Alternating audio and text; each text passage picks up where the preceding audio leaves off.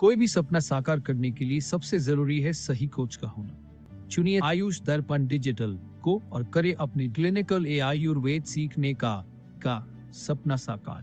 Download the app now.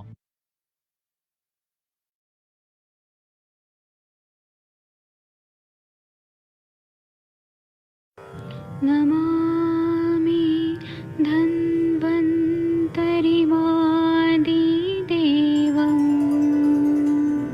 सुरासुरैः वन्दितपादपद्मं लोके जरामृत्युनाशं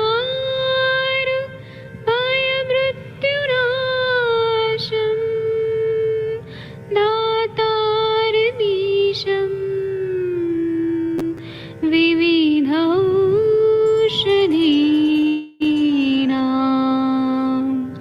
शङ्खं चक्रं जलौकां दधतं मृतघटं चारुतोर्भिश्चतुर्भिः सूक्ष्मस्वच्छादिरुद्यं शुकपरिवे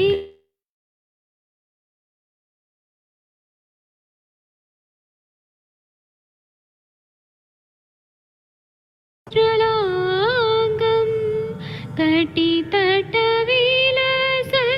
चारुपीताम्बराढ्यं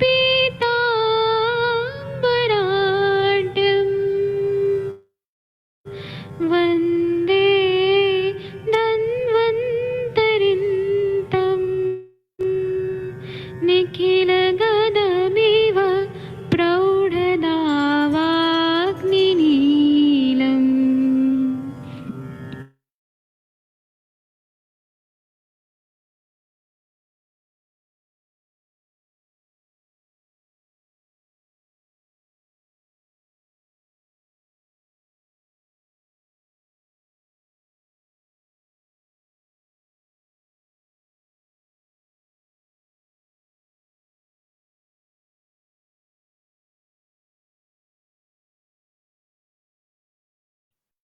प्रणाम सभी लोगों को। मैं वैद्य अरविंद पाठक पुणे महाराष्ट्र से आप सभी लोगों का स्वागत करता हूं। सभी लोगों को कोटि कोटि प्रणाम करता हूं। आइए आज हम लोग कुछ आयुर्वेद को अलग दृष्टिकोण से देखेंगे।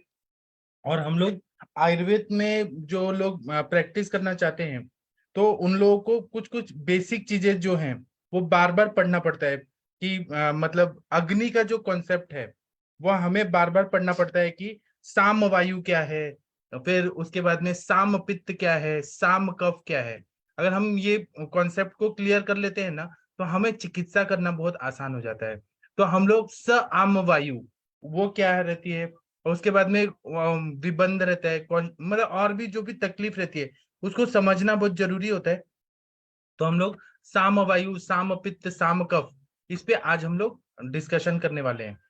आइए हम लोग सबसे पहले आप सबको स्वागत करते हैं और उसके बाद में साम वायु साम दोष की मतलब उसका जितना भी अभ्यास है वो हम लोग आज करने वाले हैं। मैं एक दो लोगों को यहाँ पर ये बना देता को होस्ट बना देता हूँ, जैसे कि आदित्य सर को बना दिया, अनामिका मैम को बना दिया। ये सब हमारे हीरे हैं, डायमंड है हमारे आयुष दर्पण के, क्योंकि ये लोग इतना अच्छा पढ़ाई करते हैं, इतना अच्छा प्रैक्टिस करते हैं। तो मुझे इतना प्राउड फील होता है ना सभी पे। डॉक्टर तकदीर जी तो कितना बढ़िया प्रैक्टिस करते हैं, ऐसे प्राउड फील होता है। तो मैं कुछ लोगों को यहाँ पे को होस्ट बना देता हूँ और फिर हम लोग साम वायु, साम पित्त, साम कफ, इस पर आज हम लोग डिस्कस करने वाले हैं। सबसे पहले मैं यहाँ पर साम दोष और निराम दोष इसके बारे में बताऊंगा कि दोष साम बनते हैं तो वह उस टाइम पे प्रकोपित अवस्था में रहते हैं, मतलब वह विकृत अवस्था में रहते हैं, प्रकोप की अवस्था में रहते हैं। उसमें सामता नष्ट हो गया तो उनका जो प्रकुपित स्वरूप है, वृद्धि स्वरूप है, वो नष्ट नहीं होता है। इसलिए सामावस्था नष्ट करने वाला चिकित्सा करना पड़ता है। फिर उसके बाद में निरामावस्था की चिकित्सा करना पड़ता है, क्योंकि वहां पे वृद्ध और प्रकुपित ऐसा अवस्था रहती है। हमें पहले तो आम को पचाना है और अग्नि को बढ़ाना है। उसके बाद में जो प्रकोप हुआ है वायु का, पित्त का, कफ का, तो वो हमें करना है। तो वो निरामावस्था में जब आम पच जाता है तब हमको करना पड़ता है। जैसे कि एक बाल्टी में गंदा पानी है ना, गंदा पानी है और ज्यादा पानी भर गया है, तो हम लोग क्या करते हैं कि कचरा पहले साफ करना है। हम फिटकरी वगैरह डाल के उसको मतलब वो पहले साफ करते हैं। फिर जो ज्यादा पानी हो गया है वो प्रकोपा अवस्था है, उसकी वो निरामा अवस्था है, जब मिट्टी हट गया है, आम हट गया है, सब कचरा हट गया है, बाद में जो दोष प्रकोपित है, ज्यादा बढ़े हुए हैं, उसकी चिकित्सा मतलब निराम दोष की चिकित्सा। तो निराम दोष को सम स्थिति में लाके प्राकृत में लाना, ये अलग सेकंड स्टेप होता है। पहले हम लोग सामवायु पे बात करेंगे।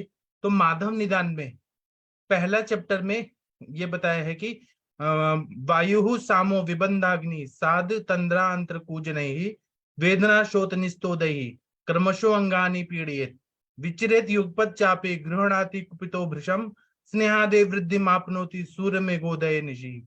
यहाँ पे सामवायु है। तो हमारे पास ऐसे पेशेंट आते हैं जब शरीर में सामवायु रहता है और यह पूरी तरह से आमवात में कन्वर्ट नहीं हुआ है, व्याधि स्थान संचय नहीं किया है, लेकिन ये वायु जो है ये आम युक्त है। तो इसमें क्या सिम्टम होते हैं कि पेशेंट हमारे पास जब आता है सामवायु में, ज्वाइंट पेन हो रहा है लेकिन वो उतना स्थान संचय नहीं है, लेकिन उसको विबंध रहेगा, कॉन्स्टिपेशन रहेगा, उसको मल और मूत्र का संग रहेगा, ऑब्स्ट्रक्शन रहेगा, मतलब यूरिन टाइम पे नहीं होगा या मल टाइम पे नहीं होगा। फिर अग्नि मांदे होना, ये सबसे पहले सामवायु का टिपिकल सिम्टम है। अब आम की वजह से तो आम की वजह से अग्नि मंद रहेगा और अग्नि मंद की वजह से आम रहेगा, ये तो ठीक है। आगे वायु के सिम्टम्स सारे दिखाई देंगे कि पेट में गुड़गुड़ गुड़गुड़ होना, तंद्रा होना, ड्राउजीनेस, ये सामवायु की वजह से होता है। और फिर पेट में दर्द होता है, शूल होता है, तोद होता है, तोद मतलब सुई चुभा रहे ऐसा, पीड़न, पीड़न मतलब जैसे कपड़े को हम लोग निचोड़ते हैं उस तरह से पीड़न होगा, और उसी प्रक्रिया को और ज्यादा हम लोग कपड़े को पूरा निचोड़ते हैं तो उसको बोलते हैं वेस्टर्न, उस तरह से पेट में मरोड़ आएगा, कॉलिकी पेन होगा। फिर ग्रह, कोई भी चीज जो है वो अटक जाएगा, ऐसा होता है। और अलग अलग तरह की वेदनाएं होने लगती हैं, ये सामवायु के सिम्टम्स में बताया गया है। फिर सूज होना, स्वेलिंग होना, मतलब ये सामवायु की वजह से है। और ये कब बढ़ता है सामवायु के सिम्टम्स? तो सुबह के टाइम पे, जो हमारा 6 से 10 बजे का जो टाइम रहता है, नहीं सॉरी मैं गड़बड़ हो रहा हूँ, 2 से 6 बजे का जो टाइम होता है, 6 से 10 जो होता है वो कफ का टाइम रहता है। सुबह सुबह सुबह जो ब्रह्म मुहूर्त में 2 से 6 का टाइम रहता है वह वायु का काल रहता है, उस टाइम पे पेन बढ़ जाता है। रात में अगर बादल छा जाते हैं तो उसके वजह से भी ये पेन बढ़ जाता है। और स्नेह आदि उपचार जब करते हैं, जैसे हम लोग बस्ती देंगे, अभ्यंग करेंगे, तो सिम्टम्स बढ़ जाता है। सामवायु की विकृति की स्थिति स्पष्ट करना आवश्यक होता है, क्योंकि कफ पित्त जिस तरह से द्रव्य स्वरूप मूर्त होते हैं, मतलब वो हमें दिखाई देते हैं सारे सिम्टम्स, वायु हमें दिखाई नहीं देता है, लेकिन वो आम के साथ जुड़ा हुआ है ना, अमूर्त है वायु, लेकिन वो जुड़ जाता है। तो साम कफ, कफ और पित्त तो हमें दिखाई देते हैं लेकिन वायु नहीं दिखता। आम जैसा कफ होता है और पित्त के साथ मिश्रित होके वायु का सम्मिश्रण होना, ये थोड़ा अजीब लगता है। वायु जो होता है वह साम और निराम, इस तरह से हमें पता चलता है। मेन वहां पे आम दोष ही रहता है या आम दोष नहीं रहता है, ऐसा रहता है। और साम वायु को उपस्तंभित वायु और निराम वायु को निरुपस्तंभित वायु, ऐसा चरकाचार्य जी ने बोला है।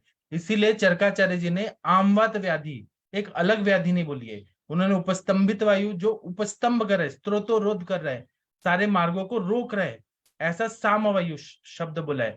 और जो संधिवात जैसे सिम्टम्स होते हैं, जहाँ पे शयात्मक सब प्राप्ति होती है, वो वायु आम युक्त नहीं रहता है, वहां पे निरुपस्तंभित वायु ऐसा शब्द उन्होंने बताया है।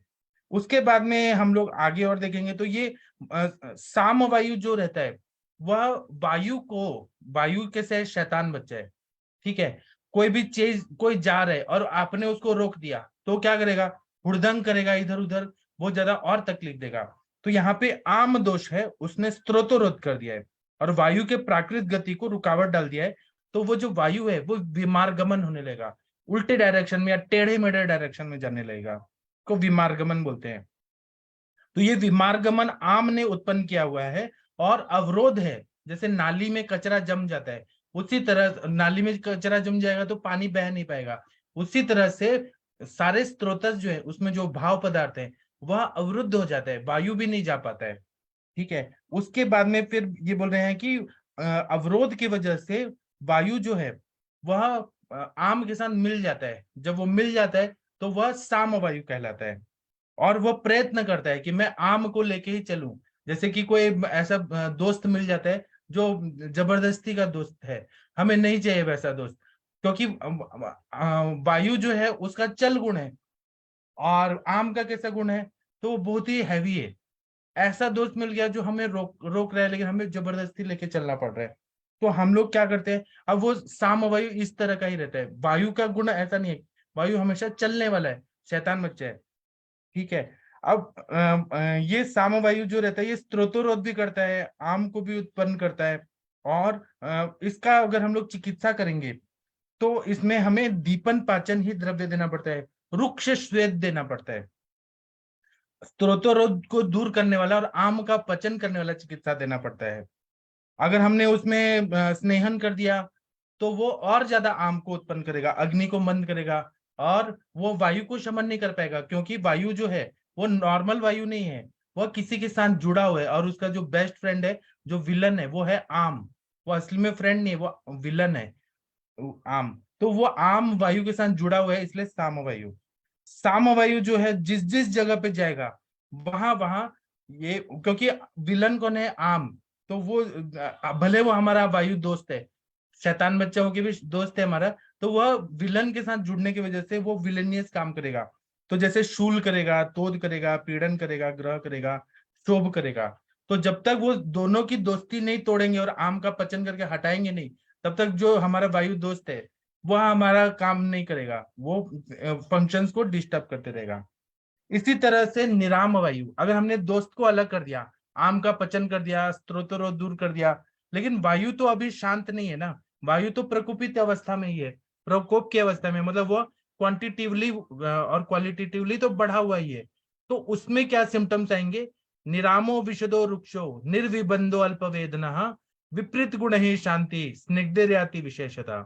निराम वायु का मतलब होता है कि ये प्राकृतिक गति में आने वाला है, और आम जो है, आम का हमने पचन कर दिया, अवरोध को नष्ट कर दिया, इसलिए इसको निर्विबंध बोला है। निर्विबंध मतलब यह किसी के साथ जुड़ा हुआ नहीं है। निराम वायु जो है वह विशदता उत्पन्न करता है, मतलब वो सब जगह विशद, मतलब वो हर जगह चलने के लिए तैयार रहता है। और वायु के प्रेरणा से मल स्वरूप जो घटक होते हैं, मल रूप घटक होते हैं, वह उत्सर्जन की तरफ लेके जाए जाते हैं। अब वायु जो है, अब उसको पता चल गया कि मेरा एक दोस्त विलन था जो आम था, अभी मुझे इन्होंने छुट्टी दिला दिया, अब मैं मुक्त हो गया हूं। तो वो वायु इतना अच्छा है, शैतान बच्चा होके भी वो अच्छा इंसान है। वह क्या करेगा कि जितना भी मल है, कचरा है, वह सबको बाहर निकालो। तो वह मल को निकालेगा, मूत्र को निकालेगा, और हमें चिकित्सा में उसी के काम को सपोर्ट करना है। तो हमें क्या करना है, तो हमें अनुलोमन करने वाली दवाई देनी है ना। अवरोध की वजह से वायु को प्रतिलोम गति बन के वेदना जो हो रहा था प्रतिलोम गति की वजह से, वो वेदना थोड़ा कम हो जाता है, क्योंकि वायु का प्रेशर जो है वह कम हो जाता है, क्योंकि आम जो है, आम दोष हट जाता है, वेदना थोड़ा कम होता है, लेकिन पूरा ठीक नहीं होता। अभी वायु क्वांटिटेटिवली और क्वालिटेटिवली बढ़ा हुआ ही है। स्निग्ध उपचार से सामवायु को आमत्व बढ़ता है और स्त्रोतोरोधक परिणाम आते हैं। तो हम लोग रुक्ष और उष्ण चिकित्सा करते हैं। लेकिन निराम वायु जो है वह खुद चाहता है कि अब मेरी चिकित्सा कर दो, अब मैं शांत बच्चा बनना चाहता हूँ, मैं अच्छा इंटेलिजेंट बच्चा और डिसिप्लिन बनना चाहता हूँ, मैं अपना काम करना चाहता हूँ। तो उसको ठीक करने के लिए हमें क्या करना पड़ता है कि हमें स्निग्ध गुण वाला हमें उपचार करना पड़ता है। जैसे कि हम बस्ती देंगे, अभ्यंग करेंगे। यहाँ पे निराम वायु, वायु का मॉलिक्यूल्स बढ़ा हुआ है, निरामावस्था में है, तो वो मॉलिक्यूल्स को शांत करने के लिए स्निग्ध उपचार करना पड़ता है, और स्वेदन वगैरह करना पड़ता है, बस्ती देना पड़ता है, अभ्यंग, नस्य, ये सब करना पड़ता है। ठीक है। ये वायु का सामता, साम वायु निराम वायु का हो गया। अभी इसमें किसी को कुछ बोलना है तो बोल सकते हैं, नहीं तो फिर हम निराम पित्त, साम पित्त के बारे में बात करेंगे। डॉक्टर आदित्य सर, आपको समझ आया मैं जो बता रहा हूँ? मैं ट्राई कर रहा हूँ कि अच्छी भाषा में समझा पाऊँ। सर अच्छा समझ रहा है सर, बहुत अच्छे से समझा रहे हैं। जी थैंक यू सर, बहुत अच्छे से। ठीक है। अब हम साम पित्त के लक्षण देखेंगे। साम पित्त का मतलब है कि जो पित्त है हमारा बॉडी में, पित्त क्या करता है, ट्रांसफॉर्मेशन करता है, कोई भी भाव पदार्थ को पचाता है, पचन क्रिया करता है। या फिर पित्त के जितने भी कार्य है कि आंखों से देखना, अपना कलर लाना, भ्राजक पित्त, या जो भी है, रस को रक्त में कन्वर्ट करने के टाइम पे कलर करना, रंजन करना। तो ये जितना पित्त का कार्य है वह अगर आम युक्त हो जाता है तो उसको बोलते हैं साम पित्त के लक्षण। ऐसे बोलते हैं दुर्गंधम हरिदम हरितम श्यावम पित्त अम्लम स्थिरम गुरु अम्लिका कंठ हृदय सामम विनिर्देशित। जब साम पित्त के सिम्टम आते हैं तो यहाँ पे आम भी है। अब पित्त जो बोल रहा है कि देखो वायु के साथ तो वो चिपक गया था ऐसा फ्रेंड, अब मेरे साथ भी क्यों आ गया, और ये जो विलन है ये दोस्त नहीं है, ये जबरदस्ती चिपक गया है आम। तो ये क्या करता है कि पित्त को खराब करता है, और पित्त का कलर जो होता है वो ग्रीनिश होता है, हरा हो जाता है, कभी काला हो जाता है, कभी नीला कलर का हो जाता है। और यह पित्त जो होता है वो खट्टा हो जाता है, एसिडिक बहुत ज्यादा बढ़ जाता है।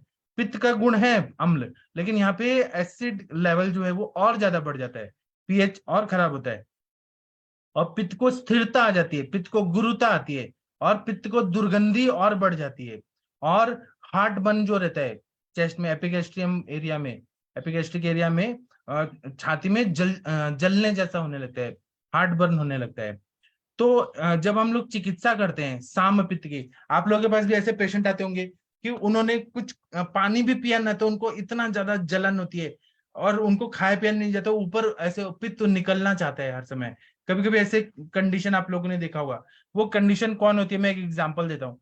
अगर आप लोग को एक काम में बाहर बिजी है और खाने को टाइम नहीं मिला, और भूख लगी थी लेकिन आपने स्किप कर दिया वो टाइम, और आपने 5 बजे 6 बजे खाया, ठीक है, उस टाइम पे आपने खाया, भूख तो मर गई है, लेकिन वो पित्त जो है वह आपने खाने की वजह से पित्त में उतनी ताकत नहीं है कि वो खाना को पचा पाए। तो बहुत ज्यादा हाइपर एसिडिटी होती है, क्योंकि आम निर्मित होती है, आम खाना पचता नहीं है। तो फिर आपको कोई बोलेगा कि 10 बजे खा लो, अपने 5 बजे खाया है, पित्त का टाइम स्किप करके खाया, और उसके बाद में आपको 9-10 बजे कोई बोलेंगे तो आपको जलन होने लगेगा बहुत ज्यादा, ऐसा लगेगा कि उल्टी आ जाएगी, या मतलब खाने का मन नहीं करेगा। ये साम पित्त का लक्षण होता है।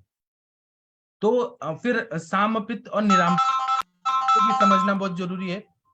निराम पित्त जो रहता है वो पित्त बढ़ा हुआ ही है, क्वालिटेटिवली और क्वांटिटेटिवली बढ़ा हुआ ही है, लेकिन जब सामता रहती है तो वह विकृत हो जाता है बहुत ज्यादा, और यहाँ पे प्रकोपित रहता है।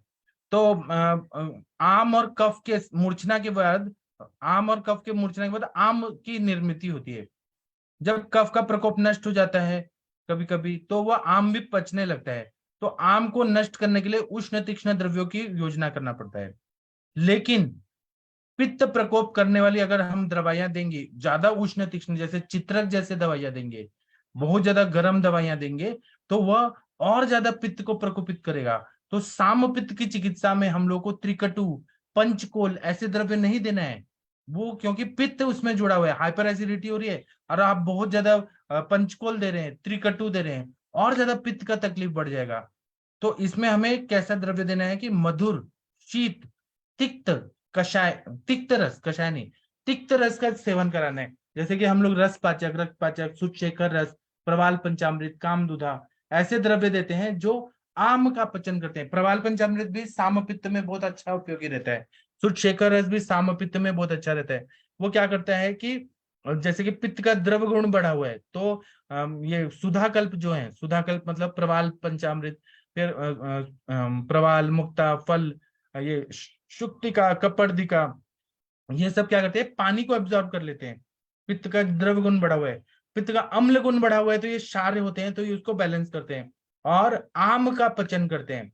इसीलिए साम पित्त को पहले आम का पचन करना है, और कभी भी साम पित्त की अवस्था में त्रिकटु, पंचकोल बिल्कुल भी नहीं देना है, कॉन्ट्राइंडिकेटेड है।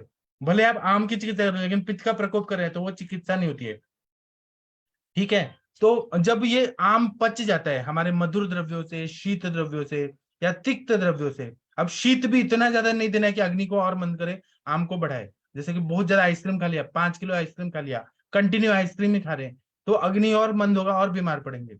यहाँ पे शीत वीर्यात्मक बोला है, हमें शीत चीजें बहुत ज्यादा नहीं देनी है। फिर जब आम पच जाता है तो साम पित्त में आम निकल गया, अब क्या बचेगा, निराम पित्त। तो वो क्वालिटेटिवली और क्वांटिटेटिवली प्रकुपित पित्त है, वो तो इसमें सिम्टम्स थोड़ा कम होंगे, इसमें बोले आताम्रम पित्यम अत्युष्णम रसे कटुकम स्थिरम पक्वम विगंधम विज्ञम रुचि पत्र बलप्रदम। मतलब ये पित्त जो है, जो पहले हरा था आम के वजह से, नीला था, काला था, अम्ल रसात्मक बहुत ज्यादा था, खट्टा पित्त था बहुत ज्यादा, और द्रव गुण से भी बढ़ा हुआ था, स्थिर था, गुरु था, दुर्गंध युक्त था। अब यहाँ पे आम पच गया, जो उसका विलन जैसा दोस्त था वो हट गया।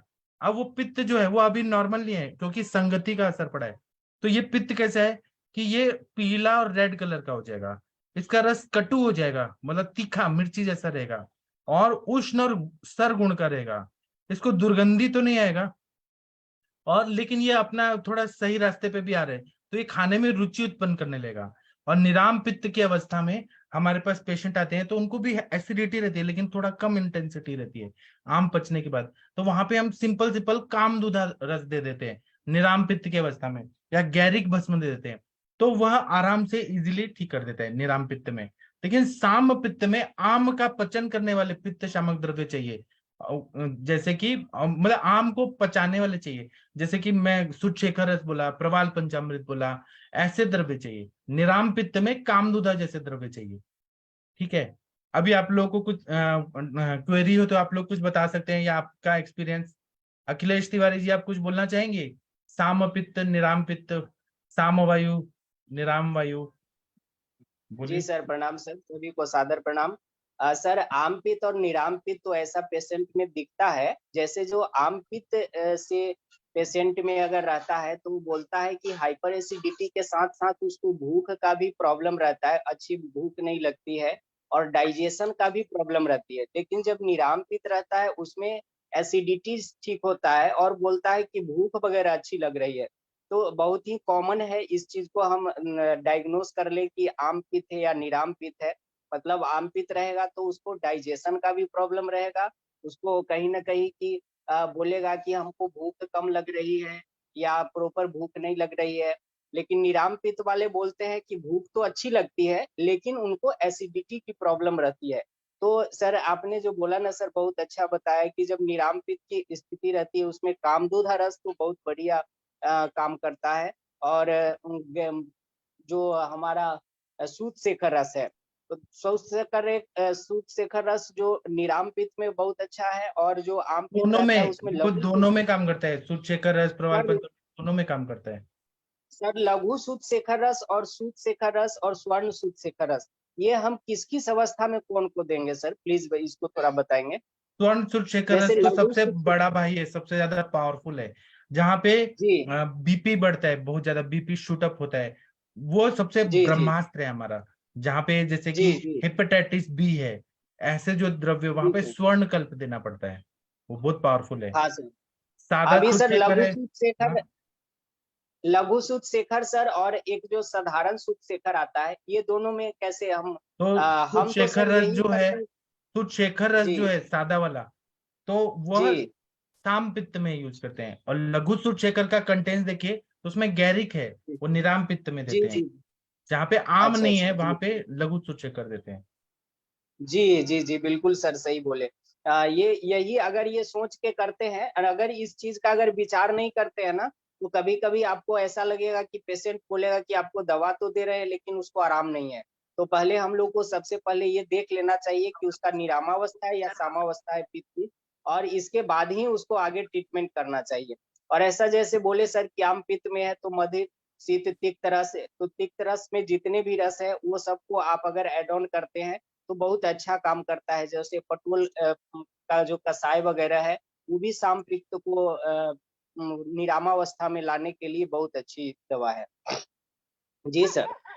जी। सर और जैसे तलवे जलते हैं, पाम्स एंड सोल्स, तो सर ये किस तरीके से इसको हम नहीं, देखेंगे तो फिर आयुर्वेद की ये तो दृष्टि? स्थान संशय कर रहे हैं। ताम पित्त जाके हाँ व्याधि उत्पन्न करके एक जगह जाके बैठ गया, तो वो ये आगे की अवस्था हो गई, स्थान संशय हो गया। और मैं जो बता रहा हूँ सामपित, ये प्रकोपावस्था में है, अभी वो स्थान संशय नहीं किया है। मतलब स्थान संशय मतलब वो किसी जगह जाके बीमारी नहीं किया है, वो अभी पेट में ही है, मतलब जीआईटी में ही है। जी सर। सर, सर ये मुझे थोड़ा एक चीज और क्लियर कर दीजिए कि साम पित्त और निराम पित्त में जो हमारा पित्त का लक्षण है, उष्णता, तीक्ष्णता, द्रव्यता, तो ये आम पित्त की जो कंडीशन होता है आमावस्था में, द्रव्यता का क्या असर रहता है? हाँ, द्रव्यता मैं कैसा दोनों रहता है? बताता बड़ा हूँ। जहां जी जहां आम रहेगा कीचड़ रहेगा, जहां जहां कीचड़ रहेगा जी वहां पानी भी रहेगा, तो द्रव गुण से जी जी। बढ़ा हुआ रहता है सामता। वहां पे ऐसे लगता है कि हम्म, जल रहा है, ऊपर आ रहा है पानी, है ना। और भूख हम्म, नहीं लगती है इंसान हम्म। को। निराम पित्त जी में भूख बिल्कुल लगने सर। लगती है, रुचि उत्पन्न होने लगती है। नॉर्मल नहीं जी है, लेकिन जी। थोड़ा रुचि उत्पन्न होती है, खाना खा सकता है वो, लेकिन पित्त का तकलीफ हम्म रहता है। और आमावस्था में हम्म। पूरा आम रहता है, भूख ही नहीं लगती है। अगर उसको खिला दिया तो बराबर बराबर उल्टी करेगा वो। तो सर ये चीज को समझ सकते हैं कि आमावस्था रहेगा तो द्रव्यता बढ़ा रहेगा, और मतलब ये निरामावस्था अग्निमंद, रहेगा तो अग्निमंद ये ध्यान में रखिए, अग्निमंद और आम जी ऐसा रहेगा। जी जी जी। द्रव्यता के कारण होता है ना सर, द्रव्यता बढ़े प्रबलता हो रहने के गया, कारण। अम्लता हो गया, उष्णता हो गया, जी जी तीक्ष्णता हो गया, सरता हो गया, जी सब जी चीज रहता है उसमें, दुर्गंधीपना भी रहता है। जी जी। सर बहुत बढ़िया है सर। ये हाइपर एसिडिटी के पेशेंट तो आते हैं, लेकिन अगर इस चीज को अगर आप विचार करके नहीं देंगे ना, तो आपको लगेगा कि किसी में तो अच्छा मतलब रिजल्ट आ रहा है, किसी में नहीं आ रहा है। तो इसका मेन रीजन यही होता है कि अगर आपने साम और निराम की कंडीशन को आपने सही से डायग्नोस नहीं किया है, तो डेफिनेटली आपको हर पेशेंट पे रिजल्ट आप नहीं दे सकते हैं। जी सर बहुत अच्छा, बढ़िया अभी आपने साम एक्सप्लेन पित्त किया। का जो है उसी का दो भाग बताया है, और भी डिफ्रेंशिएट किया है। किस पे किया है? हम्म पांच भौतिक चिकित्सा में, कि एक होता है अम्ल पित्त जो क्षारधर्मिता से बढ़ता है। क्षारधर्मिता मतलब बहुत ज्यादा उसमें उष्णता और तीक्ष्णता रहती है, थोड़ा भी खाए तो जलने लगता है बहुत ज्यादा पूरा पेट में, क्षारधर्मिता रहती है। वहां पे उष्णता, उष्ण गुण और तीक्ष्ण गुण पित्त का प्रकोपित होता है।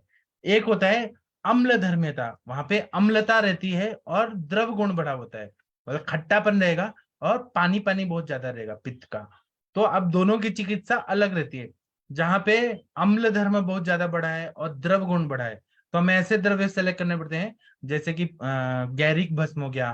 पांच भौतिक में देते हैं स्वर्ण गैरिक, जो पानी को एब्जॉर्ब करता है। कहीं पानी हो गया है तो हम क्या डालते हैं? मिट्टी डालते हैं। तो वहां पे स्वर्ण गैरिक जैसे द्रव्य डालते हैं, जो अम्लता को भी कम करता है और द्रवता को भी कम करता है, पार्थिव द्रव्य देते हैं। और जहां पर उष्णता और तीक्ष्णता बहुत ज्यादा बढ़ती है, उष्ण और तीक्ष्ण बढ़ी है और आम भी बढ़ा हुआ है, तो वहां पे सुशेखर रस जैसे द्रव्य बताए पांच भौतिक में, ठीक है, वो आम को पचन करेगा और उष्णता और तीक्ष्णता को भी बैलेंस कर देता है।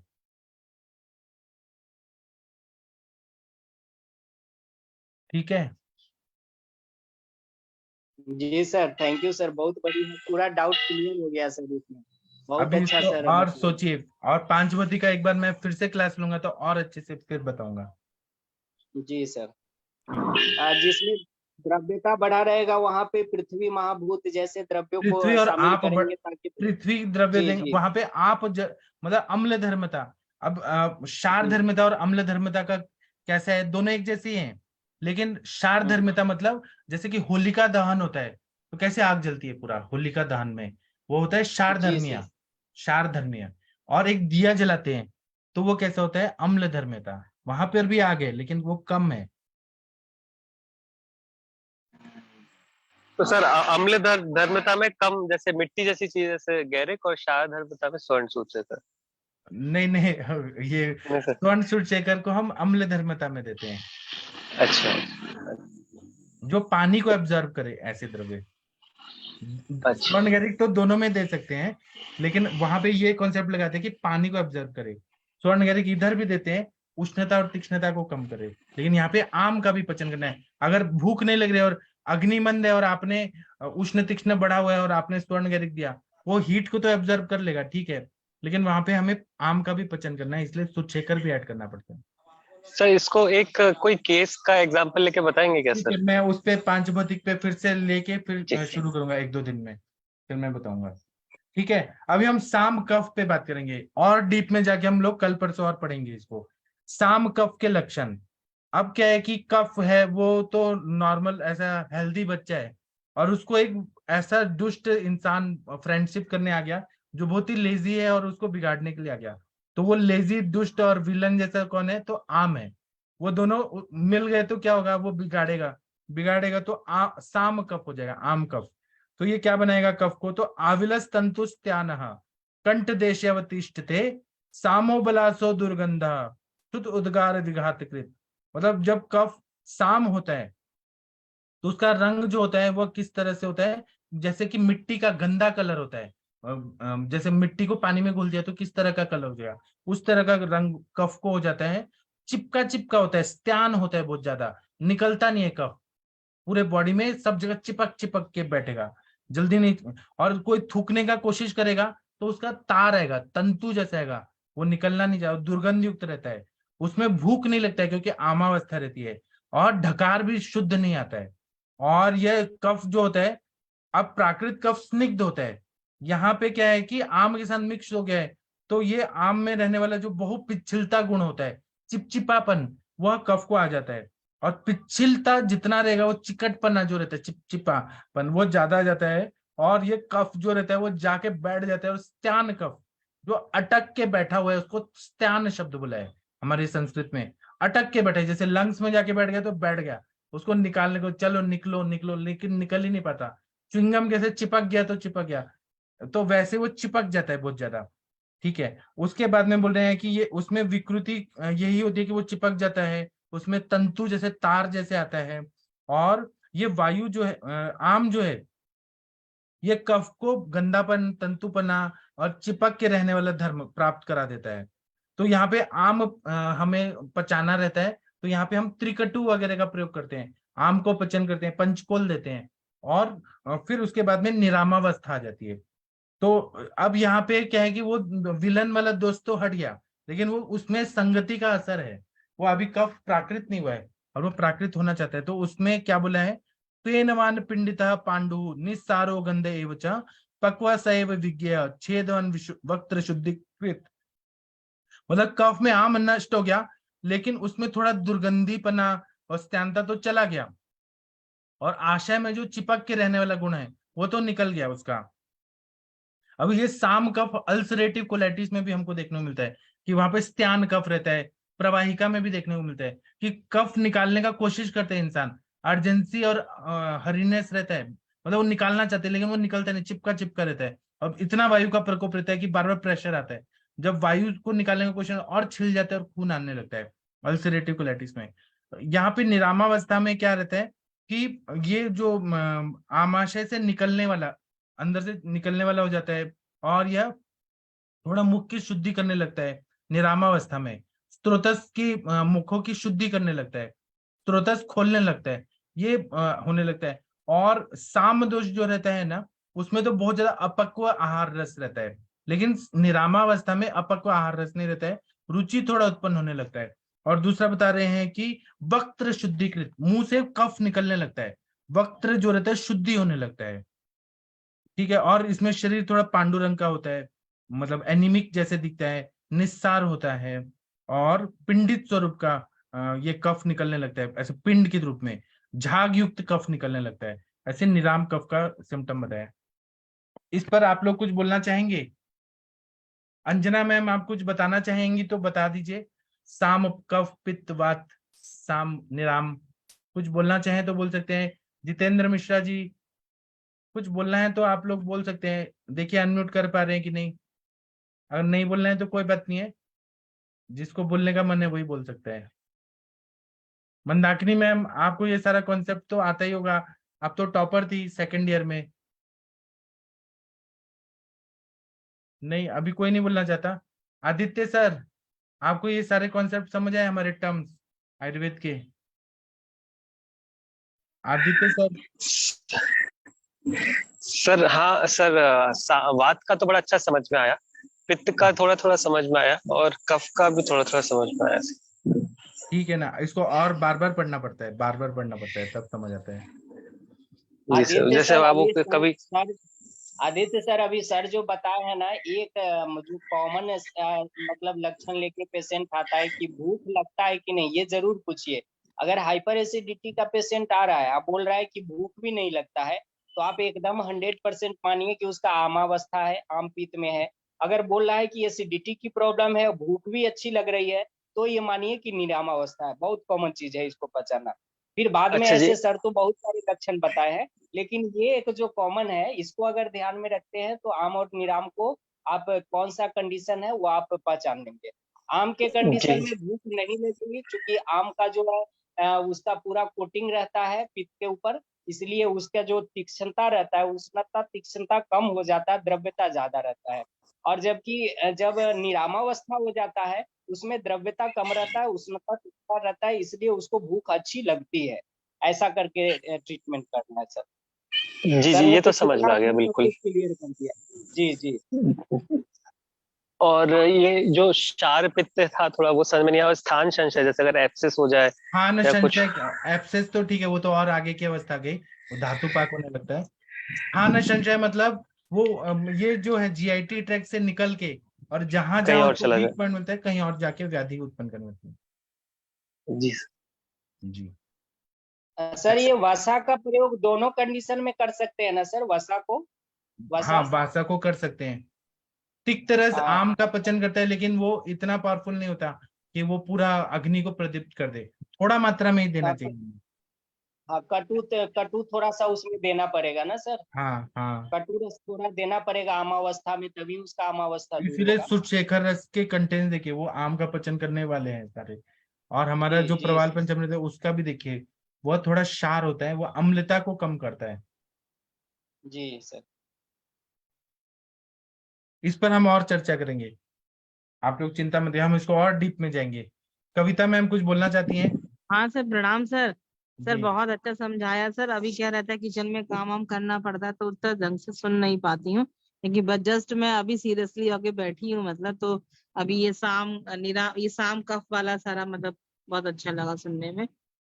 और बहुत अच्छा सर, मैं ये बोलना चाह रही थी, दोषों की जो अवस्थाएं होती है ना, जैसे पचमान अवस्था, पक्वावस्था, स्थान संशय, प्रसर अवस्था, तो थोड़ा सा एक एक बार उसका थोड़ा सा अच्छा, लेक्चर ले षड लीजिए। क्रियाकाल, हाँ हाँ, संचयन छठ के लिए प्रकोपम। अच्छा, हाँ हाँ हाँ, बिल्कुल बिल्कुल सर। व्यक्तावस्था, प्रसर अवस्था, स्थान संचय में जो अवस्था में दोष दूष्य समूर्छना होती है ना, जी ठीक है, तो तो एक बार हम अभी वो सुश्रुत एक्चुअली संहिता से फर्स्ट। पढ़ेंगे, वो सुश्रुत हाँ संहिता सर, में षड क्रियाकाल बताया वो गया। सर बहुत अच्छा लॉजिक है वो संप्राप्ति के लिए। मतलब हाँ किसी व्याधि को उत्पन्न होने के लिए, कि उसके कब, उससे पहले स्थान संचय से पहले पूर्व अवस्था आ रही है, उसके बाद लक्षण आ रहे हैं, व्यक्त हो गया, व्यक्तावस्था है ना हाँ सर। तो ये कंसेप्ट जो है बहुत बेसिकली बहुत बढ़िया है। तो जैसे ये इसी समय जैसे आप ये पढ़ा रहे हैं, तो हाँ, ये उससे कहीं ना कहीं कोरिलेट करेगा मतलब छठ क्रिया काल से। ठीक है।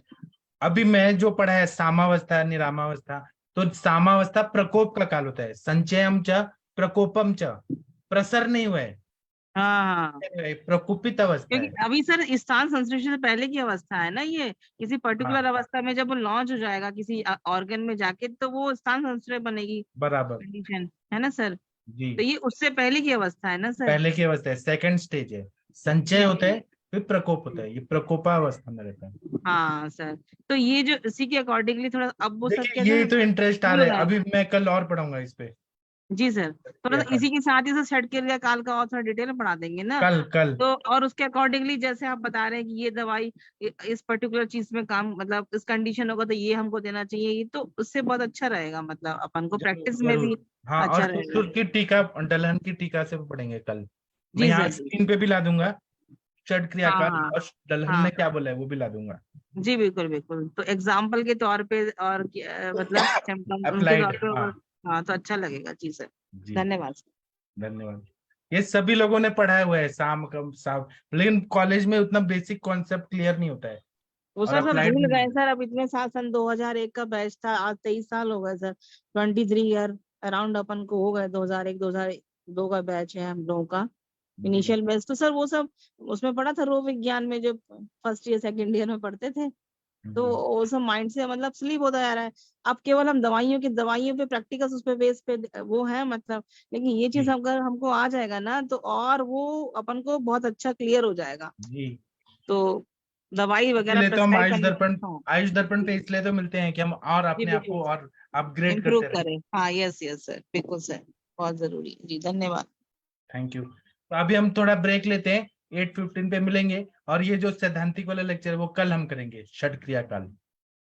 ठीक है, thank you, thank you sir. नाम सभी लोग को thank you. Thank you sir, प्रणाम।